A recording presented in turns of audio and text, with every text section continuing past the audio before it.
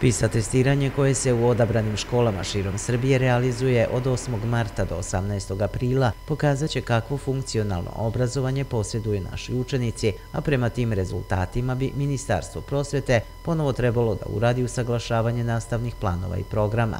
Prethodno PISA testiranje pokazalo je da učenici u Srbiji zaostaju u funkcionalnom znanju, kaže predsjednica Udruženja vojvođanskih učitelja. Škola sprovodi nacionalnu obrazovnu strategiju.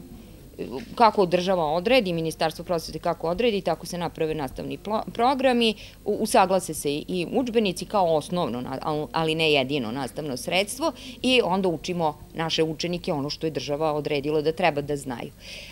Međutim, problem je u samom učenju. Probleme sa učenjem izaziva predug boravak pred ekranom jer se na taj način skraćuje pažnja deteta, objašnjava Stojšić Gašparovski i dodaje da su kod đaka loše i radne navike, te da je funkcionalno čitanje koje je prioritet za svako obrazovanje kod 15-godišnjaka u kritičnom stanju.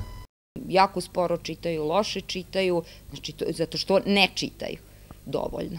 I imamo sad problem čak i u razrednoj nastavi da deca ne čitaju lektiru domaću. To je opet stvar roditelja da jednostavno ne ispoštuje zahtev škole i dete dođe, a nije pročitalo lektiru i šta da radimo dalje i tako iz dana u dan i onda se čudimo rezultatu koji na kraju dobijemo. Nema tu čuđenja, znači mora se raditi kao i nekad što se radilo. Tokom PISA testiranja oko 7600 učenika u 193 škole u našoj zemlji na računarima rade zadatke u domenima čitalačke pismenosti, nauke, matematike i kreativnog mišljenja. PISA testiranje, najveće međunarodno testiranje u oblasti obrazovanja koje se širom sveta sprovodi na svake 3 godine od 1997. pokazuje na kom su obrazovnom nivou učenici država u kojima se ono sprovodi. Rekla bih jako slabo. A što mislite, što je problem? Društvene mreže.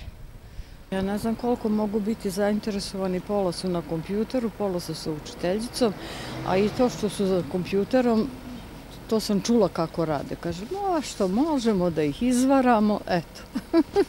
Ali mislim 50% jesu, 50% nisu.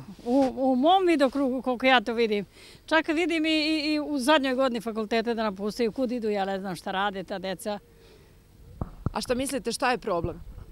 Pa ne znam, kako kažu, ima tu i ove i one strane. I njihove neodgovornosti i roditeljske potpore i sve ukupno ovog društva.